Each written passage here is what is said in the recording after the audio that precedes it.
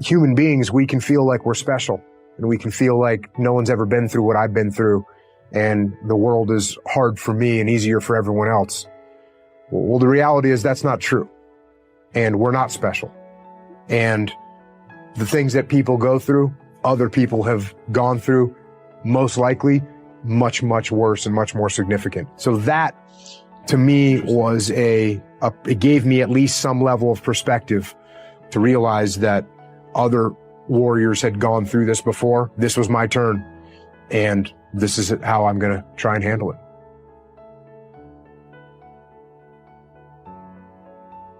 Okay, so how do we get to this point? How do we get to a point where we will move forward regardless of what's going on in life? Because this is something most people won't do. You know it too. It's not just you, it's most people. So if you can get you to do it, how much of an advantage does that give you over the rest of the people? A fucking huge one. So what I would like you to consider is, how can you improve this part of your life? Well, it's real simple, guys. And I learned this lesson from a guitar teacher I had 10 years ago.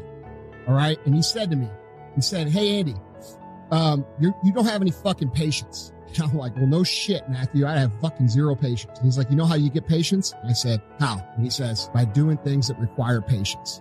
And that's what I want you to remember. If you need to understand and you need to develop how to operate regardless of what's going on in external circumstances when things are inconvenient, how do you get better at that? Well, you get better at that by doing things that are inconvenient intentionally. Okay, looking for opportunities to move forward when the circumstances are not ideal.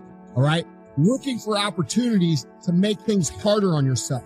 Looking for opportunities to develop the mental aspect of discipline and fortitude that are going to move you forward. Guys, this is a major, major, major key to winning long-term in life.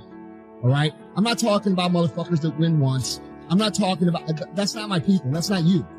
Okay.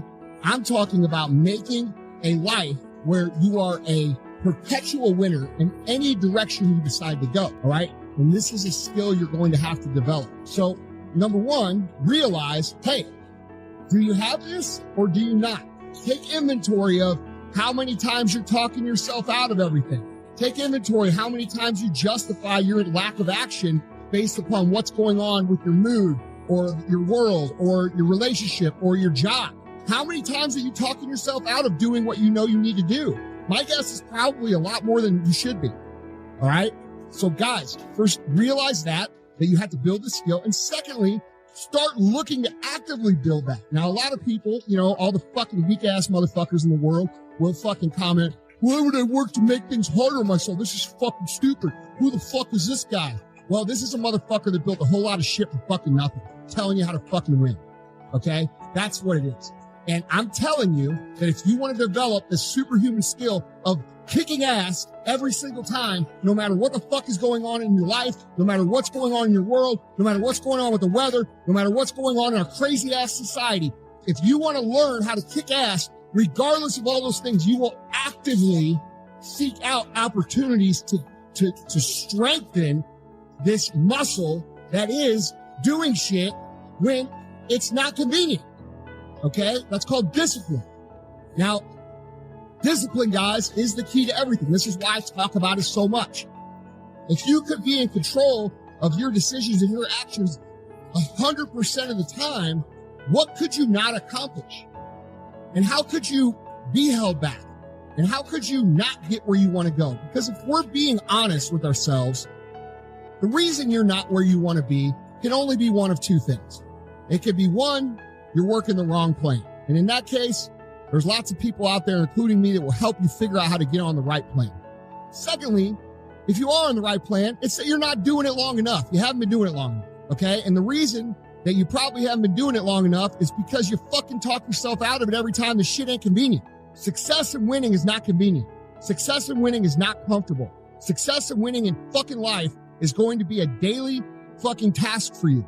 I'm kind of antisocial, right? Like, if you don't know me, we're not going to have a conversation. Like, we're not having I'm not walking up and talking to you. If I don't know you, I'm not walking up and saying hi to you. It's not happening. It's not my personality. If You say hi to me, I'll say hi. I'm not disrespectful. I'm not rude, but I'm not looking to have a bunch of conversations with people. And so that's known to me. That's not okay for the business side of my life, which is, hey, I got to talk to people, got to build relationships, had to know my commanding officer, had to know the commodore, had to know the conventional battalion commander, had to know the brigade commander, had to build relationships. Could I just talk about the war with the brigade commander? Well, I could, but what's more powerful, that I talk about war and I talk about where I'm from or where he's from or what, other things? Yes, because I want to build a relationship. Why? Because I'm trying to build trust. What? Why? Because I want him to allow me to go out there and do things in his battle space. So that's what they're asking here. They're asking you to step out of your comfort zone.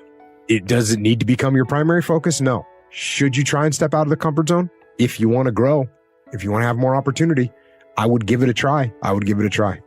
If not, like I said, if you hate it and you feel like you're not being true to your true self, that's okay. Maybe your true self is meant to be the one that's back not getting promoted. They need somebody to do that. Yeah. If it's not you, it might be somebody else. Yeah. It's another one of those tough questions where people, hit me with like, should I be loyal to myself? Because the obvious answer that everyone wants to hear is like, yeah, dude, the most important thing is you got to be loyal to yourself. That's the most important thing. Yeah. Okay. If that's what your priority is, then that's the most important thing. But guess what? Who can take care of the other kitchen dogs that respect you so much? Who can take a better care of them than you can? Because if you don't get promoted and Johnny Glamour Boy gets promoted because he likes to go out and schmooze the clients, and now he gets promoted, and now who's going to take care of the kitchen dogs on his time, right? Not him. He doesn't care. He got promoted not for taking care of his guys. He got promoted because he schmoozed the clients. And so my thought process was, man, if I'm gonna give up on wind sprints, there's no way I can lead a family. I'm like, man, if I can't lead a huddle, there's no way I can lead my son or my daughter one day. I'm like, man, if I can't show up on time, there's no way I can lead a wife and 2 children. If I can't do what I say I'm gonna do, there's no way I can be a leader, a priest, and a protector and a provider. It's no way. And so what happens is you have people that look good, they look like Tarzan, but on the inside, they're Jane. You got people that know sports through and through, and to the public, they're public success, but behind closed doors, they're private failure. They can't get the same energy.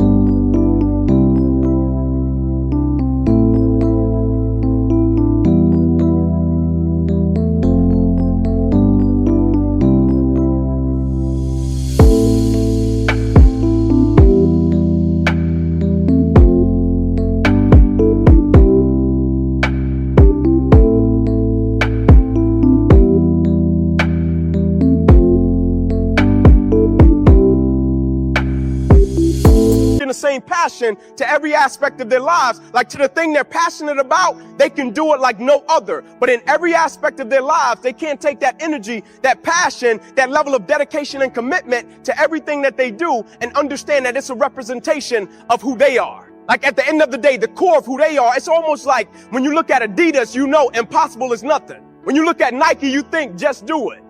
And so I always ask people, when I look at you, what do I think? Excuses. When I look at you, do I think victory? Do I look at you? Do I think, man, that's a champion right there? That's a guy that I know I can rely on. And when things go south, he's still going to show up and give me everything he got. I told a guy 2 weeks ago, I said, brother, everybody know what to do when everything go right. I said, but the only question you haven't answered for me yet is, what are you going to do when you don't get what you thought you were going to get? What are you going to do when things go wrong? What are you going to do when you work for it and you put yourself in position to get the position, then they come to you and tell you don't have it and you feel played? Will you give up on the mission that you once had to impact lives? The reason I thank you is because I know we need you. The reason I thank teachers all the time is I know we need them. My wife wanted to be a teacher from the time I met her and we was in the 2nd grade. And everybody at the park man, I want to go to the NBA. I want to go to the NFL, Major League Baseball. She's like, I want to be a teacher. I'm like, teacher? She's like, yeah, I want to impact people's lives the way my 2nd grade math teacher impacted my life when I lost both of my parents and they got murdered on the same streets that we walked down to school. I'm like, man, it's deeper than that. I knew it was deeper than that when I met her in 8th grade math class, and our math teacher made us recite a proverb before school every morning. And one day we're walking to lunch and he tapped my shoulder and he said, man, you're going to marry that young lady one day. I said, you lost your mind. I need to get out of your class. I said, it was cool to teach me math. Now you talking about my life. Like, you tripping. And he ended up walking my wife down the aisle at our wedding. And when he handed her off, he walked by me and winked. He said, I told you. But I'm sitting there thinking, how did he see it? And I started to backtrack, and I said, I know exactly how he saw it. I was on a corner in my neighborhood one night with my uncles, and two of them are doing 40 years and 20 years in prison, federal penitentiary. And I was just standing there. Like, I wasn't doing no drugs, no drinking, none of that. I was a ball player. And a red Dodge Ram pickup truck pulled up. My uncle taps my leg and says, Ink, who is that? I said, man,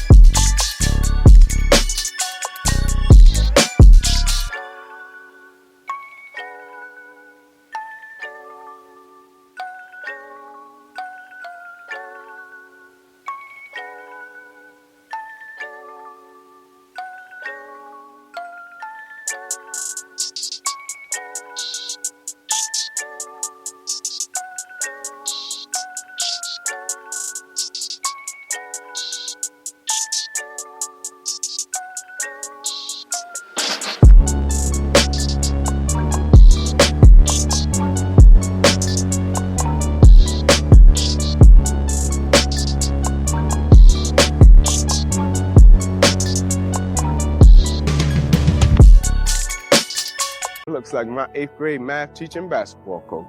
They said, what does he want? I said, what's up, Oak? How you doing, sir? He said, what are you doing? I said, I'm hanging out. He said, no, you didn't hear me. What are you doing out here? I said, I'm hanging out. He said, get in the truck. Take you home. Got in his truck, we rode down the block. I got out. He said to me, son, you're special. I said, all right, man, whatever. He said, son, I see something in you. Sometimes, even if you're the most highly motivated person in the world, that grind starts to beat you down a little bit. And that's when you have to stop looking at the short-term thing, because that's not getting you to get it done. And you got to look, okay, what is the long-term goal that I'm looking at? What am I really trying to get done in the long term? And you say, oh, you know what? I'm actually waking up today early so I can be ahead of the curve, so I can sell more of these widgets or whatever, so that I can buy a house.